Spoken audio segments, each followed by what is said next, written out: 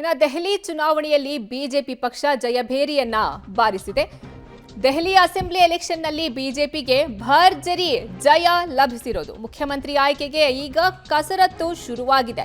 ಯಾರಾಗ್ತಾರೆ ಮುಖ್ಯಮಂತ್ರಿ ಅನ್ನುವಂತಹ ಕುತೂಹಲ ಮನೆ ಮಾಡಿದೆ.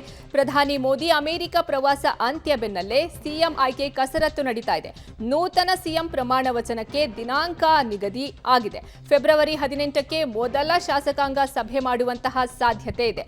ಫೆಬ್ರವರಿ 19 ಅಥವಾ 20ಕ್ಕೆ ಪ್ರಮಾಣ ವಚನ ಕಾರ್ಯಕ್ರಮ ಆಗಬಹುದು. ಸಂಪುಟ ರಚನೆಗೆ 15 ಶಾಸಕರ ಹೆಸರನ್ನ ಅಂತಿಮಗೊಳಿಸಲಾಗಿದೆ. ಇನ್ನು ಡಿಸಿಎಂ ಹುದ್ದೆ ಅನುಮಾನ ಅಂತ ಹೇಳಲಾಗ್ತಾ ಇದೆ.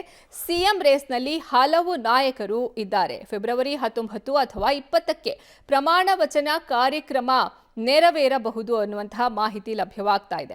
ಸಂಪುಟ ರಚನೆಗೆ 15 ಶಾಸಕರ ಹೆಸರನ್ನ ಸಹ ಕೇಂದ್ರ ಅಂತಿಮಗೊಳಿಸಿದೆ ಅನ್ನುವಂತಹ ಮಾಹಿತಿ ಸಿಗ್ತಾ ಇದೆ. ಇನ್ನು ಈ ದೆಹಲಿಯಲ್ಲಿ ಡಿಸಿಎಂ ಹುದ್ದೆ ಕೊಡೋದು ಅನುಮಾನ. ಸಿಎಂ ರೇಸ್ನಲ್ಲಿ ಹಲವು ನಾಯಕರು ಇದ್ದಾರೆ. ಈಗಾಗಲೇ ಅವರು ತಮ್ಮ ಕಸರತ್ತನ್ನ ಮುಂದುವರಿಸಿದ್ದಾರೆ.